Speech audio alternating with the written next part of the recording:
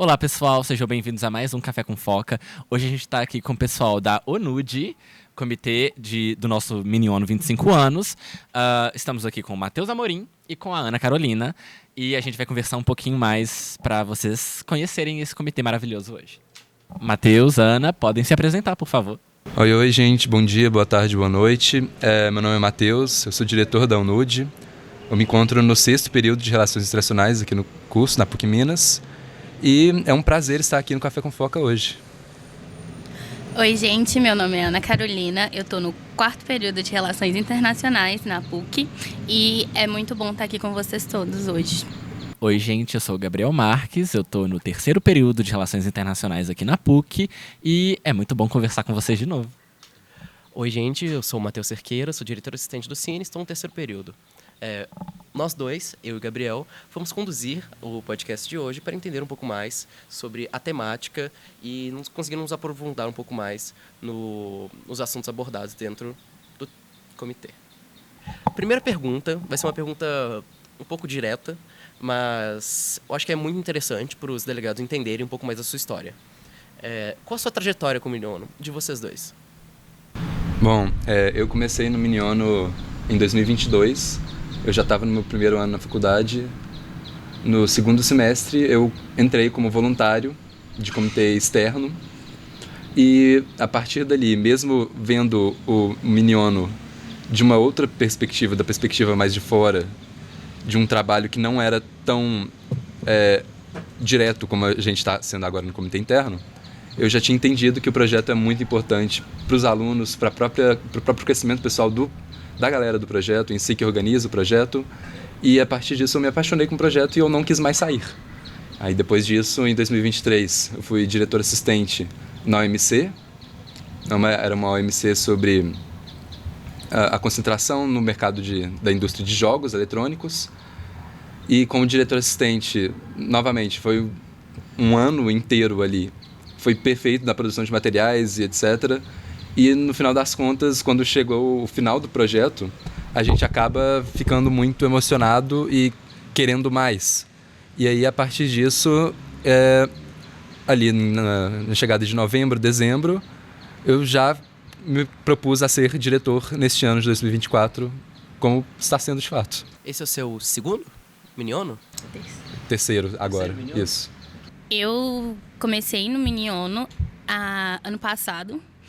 Apesar de já ter participado de simulações fora daqui, eu nunca tive a oportunidade de participar como delegada no Mini ONU, que foi uma coisa que eu queria muito, mas infelizmente eu não consegui. E ano passado eu tive a oportunidade de participar como voluntária no comitê da Marpol.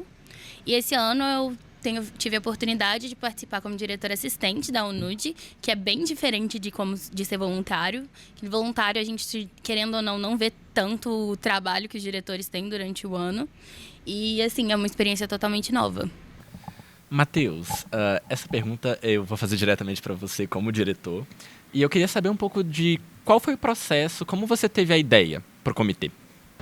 Perfeito. Bom, como eu falei, ali no final do ano passado, em novembro, dezembro, todo mundo já tinha, pelo menos aqueles que queriam fazer comitê, já tinham uma ideia sobre o que queriam tratar, ou pelo menos uma área temática específica.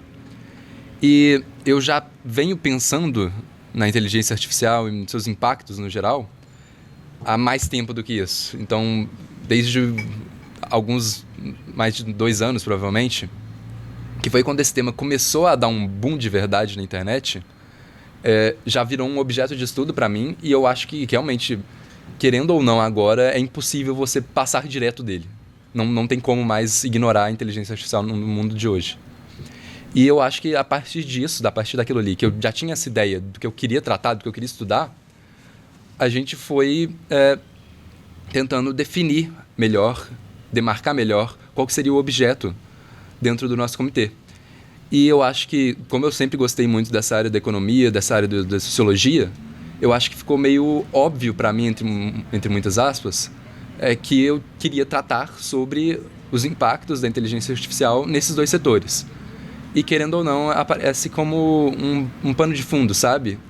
A inteligência artificial, no final das contas, ela é uma tecnologia, e o que está sendo debatido, de fato, no comitê é realmente a questão social e econômica. E eu acho que as discussões devem passar por aí.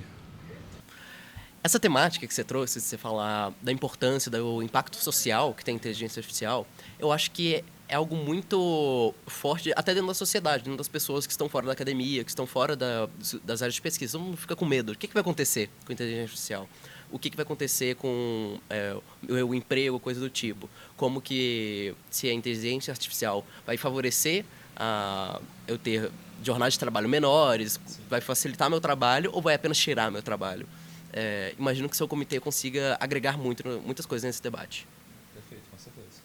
E agora, estendendo isso para ambos vocês dois, enfim, gente, estendendo realmente essa questão do comitê, eu queria saber qual foi a dificuldade maior de vocês para a construção dele. O que vocês acham que tem sido mais difícil para a formulação desse projeto? Quais são as dificuldades? O que tem sido um pouco mais complicado?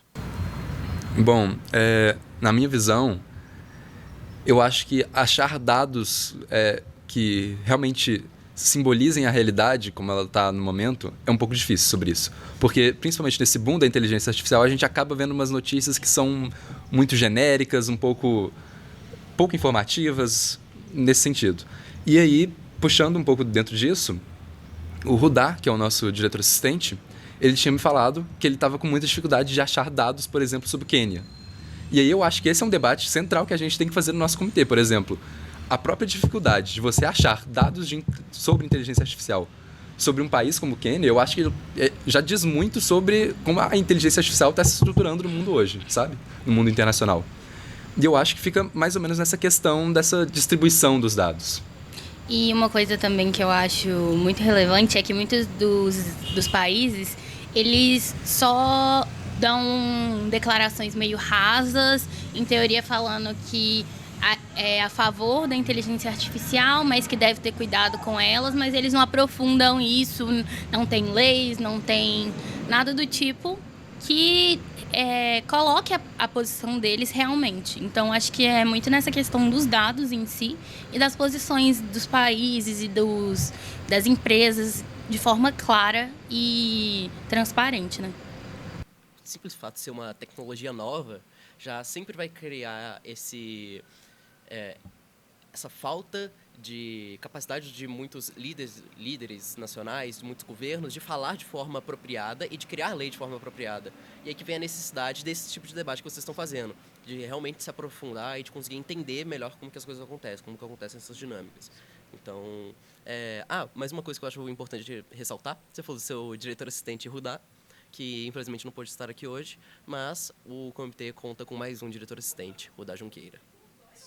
E foi muito bom, Ana, você ter comentado essa questão, porque a gente vai poder entrar agora no nosso giro de notícias e justamente debater um pouquinho de como que nós temos lidado atualmente com essa questão da inteligência artificial e como que os governos têm se preparado ou não para lidar com ela e principalmente seu impacto, né, nas questões trabalhistas e cotidianas. Foi muito legal porque antes de vocês entrarem aqui, eu estava pesquisando sobre as questões das notícias e no meu Instagram apareceu uma notícia da DW Brasil, que diz exatamente o seguinte: a Alemanha recruta inteligência artificial para pesquisar passado colonialista.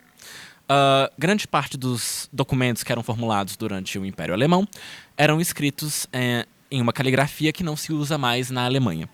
Ela foi extinta a partir de 1941, com o regime nazista, então as pessoas não conseguem mais ler as mensagens. E atualmente a inteligência artificial está fazendo essa decodificação, que é um exemplo, acho, muito positivo. Será que vocês podem fazer um comentário sobre esse uso da inteligência artificial? Será que vocês poderiam fazer um comentário a respeito desse uso da inteligência artificial para a gente? Eu acho que é um exemplo muito bom de como que a inteligência artificial pode ser usada, né? De fato, a capacidade dela de decodificar linguagens como um todo é muito grande. E quando a gente pensa nisso para o campo da linguística, eu acho que é uma coisa que realmente a gente não tem tanta noção assim do que pode virar, do que pode vir a ser, na verdade. Se a gente pega, por exemplo, um Google Tradutor, que usa mecanismos de inteligência artificial, e compara como ele era 10 anos atrás e como ele é hoje, é um absurdo. E eu acho que, justamente, por ele ser usado nesse processo de tentativa de negar esse esquecimento da memória, esse apagamento da memória em um processo tão delicado, tão perigoso de ser esquecido, é realmente uma forma muito boa de se usar. Eu também gostaria de complementar, né, que muitas vezes a gente vê só os malefícios do uso da inteligência artificial, a gente olha só pelo lado negativo do que ela pode trazer, mas ela também tem muitos impactos benéficos se a gente souber o modo certo de usar ela. Ela pode ajudar a gente no dia a dia, em rotinas, a melhorar algo que a gente já tenha, porque a mente humana não é capaz de pensar em todos os cenários possíveis e criar, tipo assim, saber tudo ao mesmo tempo. E a gente pode usar, sim, a inteligência artificial para otimizar os nossos trabalhos, otimizar o nosso dia a dia e de um modo benéfico. E muitas vezes essa parte é muito apagada pelos malefícios que ela traz. Porque, querendo ou não, tudo é ambíguo. Tudo tem um lado bom e um lado ruim. Nada é 100% benéfico. Então, ver notícias assim também trazem um certo conhecimento para quem ainda não sabe esses bons usos que ela pode ter. Muito claro, né, que dá pra gente falar, a diferença entre o norte-sul global, da distribuição de quantidade de inteligências artificiais. Eu tenho que começar a falar IA, porque eu realmente tenho um problema com falar a palavra inteligência artificial. Pra mim é bem difícil. Mas, olhando para os benefícios, dá pra gente puxar perfeitamente uma matéria que foi postada no site, no Laboratório Nacional de Computação Científica, o plano de IA, IA para o bem de todos, e ele basicamente molda e ele faz um plano que é basicamente um investimento brasileiro para o uso de IAs no setor público. E é algo muito legal. Como vocês veem a utilização de IAs no setor público, olhando para o âmbito de burocracias e de facilitar muitos processos que muitas vezes são muito demorados? Bom, justamente, Matheus, você já falou tudo. Realmente, se a gente para analisar a notícia e como que foi estruturado esse plano e quanto foi dado de dinheiro para ele, a gente vê a importância da inteligência artificial não só da forma com que ela está sendo tratada mediaticamente, mas também pelos próprios governos. E a gente vê como que o Brasil está lidando com isso, o Brasil como um dos principais países desse chamado Sul Global. Eu acho que é uma forma muito delicada de se lidar, mas que a gente tem que prestar muita atenção se ela está realmente fazendo o que ela se propõe de fato. E eu acho que é justamente esse um dos pontos principais de debate do nosso comitê. E também a questão que a gente sabe que muitos dos servidores públicos estão com uma carga excessiva de trabalho e o uso da inteligência artificial, ao contrário do que muitos veem, igual eu falei antes, do lado negativo de certo modo, roubar empregos, que muitas pessoas falam, ela também pode auxiliar a esse... Pode continuar de novo. Auxiliar nessas demandas, nessas altas demandas que os trabalhadores têm hoje em dia, que vai ajudar tanto eles quanto o público em geral que precisa desse serviço. Então, pode agilizar muitos processos que devem ser feitos por governos. E, automatizando algumas partes deles, podemos também agilizar, ter menos erros e... A possibilidade da diminuição de carga horária, de carga de trabalho e tudo mais. Mas sabemos que na atual conjuntura das coisas, talvez seja menos conjuntural e mais sistêmico do que estrutural, do que qualquer outra coisa. Mas ainda temos um fio de esperança de que as coisas possam ajudar um pouco. Devemos ter. Por mais que você já gostasse do tema, você já conhecesse um pouco, você teve que se aprofundar bem mais quando você foi fazer seu comitê. Qual foi a sua maior surpresa? A coisa que você falou, nossa, isso aqui eu realmente não imaginava, isso aqui eu não esperava, e você acabou descobrindo dentro da sua pesquisa para o comitê? Bom, ótima pergunta. Eu acho que, inclusive, não foi nenhum fato em si, mas foi muito mais sobre a forma com que eu via a tecnologia como um todo. Eu acho que quando eu pensei nesse tema e quando a gente pensa em tecnologia no geral, a gente sempre pensa nessas coisas mais modernas, nesses aplicativos, nesses celulares e etc. Mas qualquer forma que a humanidade encontrou de achar ferramentas para mudar a realidade, já é considerado uma tecnologia. E aí que tá. Dentro disso, a inteligência artificial, a gente muitas vezes vê ela como neutra, e aí, dependendo de quem usar, ela pode ter um caráter positivo ou negativo. E eu acho que eu fui desconstruindo isso a partir do momento que eu ia estudando. Eu acho que é realmente a forma com que eu enxergo a tecnologia mudou muito. Foi isso. Eu acho que mais do que a forma que a gente enxerga, também foi muito importante para a gente aprender sobre a diversidade que tem de ser usadas as inteligências artificiais. Porque cada país usa para um tipo diferente, com uma finalidade diferente. Então, cada país traz um pouquinho de cada ponto que você pode estar utilizando a inteligência artificial. Então, isso também foi interessante. E também para descobrir alguns países que a gente nem imagina que são tão avançados assim, que a gente não vê, não ganha um merecido destaque no ramo de tecnologia, mas que tem esse destaque quando a gente vai pesquisar. Pessoal, a gente sabe que hoje estão faltando 59 dias para o Mini ONU. Estamos chegando perto. 59 eu tô chutando, tá, gente? Eu acho que é 59, porque ontem fez 60, eu acho. Acho que é entre 59 e 58, vocês entenderam. Estamos a menos de 2 meses do Mini ONU. E eu tenho certeza que vocês, delegados, delegadas, devem estar muito ansiosos. E é por isso que eu gostaria de perguntar para vocês, diretores, quais as dicas vocês dariam para os nossos delegados, para eles se prepararem para o Mini ONU, mas especificamente para o comitê de vocês? Quais recomendações e quais dicas de preparação vocês teriam? Bom, eu acho que uma dica muito importante é a gente, justamente sobre isso que eu tinha falado pouco tempo atrás, não tratar a IA como neutra. E aí, a gente tem que entender que o comitê, ele não é sobre a tecnologia em si. E aí eu vou pedir para que vocês estudem um pouco sobre esse aspecto social e político, e principalmente econômico, que a tecnologia tem. Então a gente não pode tratar a tecnologia como tecnocratas. A gente não pode achar que a técnica por si só ela vai fazer com que haja um progresso na humanidade. E eu acho que esse aspecto de se estudar é muito importante e eu acho que a gente encontra isso muito bem na própria internet, em algumas notícias que tratam mais sobre essas temáticas. Algum portal específico que você goste de acompanhar? Não sei, não parei pra pensar sobre. É um bate-papo. Bom, eu acho que nesse caso eu gostaria de recomendar muito as entrevistas e as aulas do professor Miguel Nicoleles. Eu acho que ele é uma pessoa que entende muito bem como que a inteligência artificial pode ser utilizada nessa realidade que a gente tem. Puxando o gancho de que como vocês estavam falando, como se aprofundar mais na temática do comitê, dê uma dica, uma recomendação cultural, literária, coisa do tipo que você acha que possa agregar aos delegados para entender mais sobre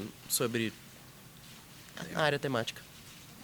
Perfeito. Bom, eu vou indicar aqui um filme da minha infância, um filme que chama Robôs. É esse o nome, só Robôs. E aí, apesar de que o nosso comitê não tem essa área tão voltada assim para robótica, querendo ou não, são coisas que andam juntas o tempo todo. E eu acho que dentro desse filme dá pra gente entender muito bem, principalmente no aspecto do trabalho, como que a tecnologia é utilizada dentro desse sistema que a gente vive. É uma representação, apesar de bem lúdica, muito engraçada. Eu acho que faz bastante sentido para refletir sobre isso. Esse é um dos meus favoritos da infância, então eu sou suspeito a falar. Também eu vou na mesma linha de indicar filmes para crianças, em teoria, de indicar a Operação Big Hero, que mostra muito o papel da inteligência artificial aplicado, assim, que mostra como o mesmo robô, assim, pode ser usado tanto para o bem quanto para o mal, dependendo de como ele foi programado, que entra muito naquilo que o Matheus falou do viés, que não é neutro a tecnologia, e acho que mostra isso muito bem, como que a gente pode ter esse emprego da tecnologia para várias finalidades. Então, vocês veem um indicativo para precarização de trabalho, esse tipo de coisa? Como que vocês têm pesquisado, como vocês têm visto isso dentro das suas pesquisas? Muito bom. eu acho que só o fato da gente se preocupar com a tecnologia e ter medo dela roubar nossos empregos, dela precarizar nossos trabalhos, eu acho que já é um indicativo de que a forma que a gente está lidando com ela não está no caminho correto. E enquanto a gente deveria, na verdade, achar, que bom, vai ter uma inteligência artificial para fazer o meu trabalho, para simplificar o meu trabalho, a gente está, na verdade, preocupado com elas roubando nossos empregos. E eu acho que isso mostra a forma com que a gente está lidando com ela. É isso que vocês vão debater dentro do comitê? É exatamente isso. Olha, sou muito ansioso. Vou ficar tirando muitas fotos lá.